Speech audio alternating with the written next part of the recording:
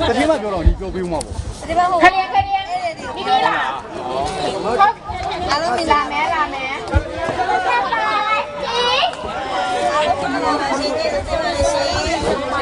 ယူကြီး အောင်တော့ပြောပွဲရှင်ရပါတော့နည်းနည်းလေး ရှိတယ် ခက်ခဲရှိရင်ဖွင့်လို့ပြကြပါ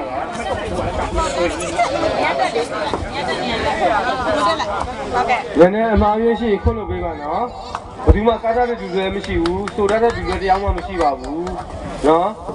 ခဏလေးဆောင်ပါမှလာမယ်ဟုတ်လားကျွန်တော်တို့ကရင်မာလေးတွေပေါ့ပိုးကရင်မာလေးတွေပေါ့နော်ချက်စရာလေးတွေပါပဲ สาจับมาอยู่ใกล้ๆพี่สาหน่อย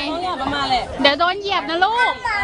ဟောမတချို့ဆိုလို့ရှိရင်တော့ဝါတက်တုတ်ကလေးတွေနဲ့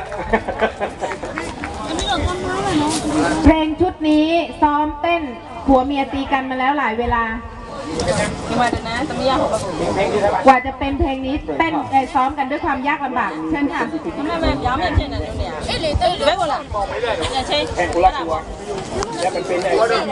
ี๋ยวติ้น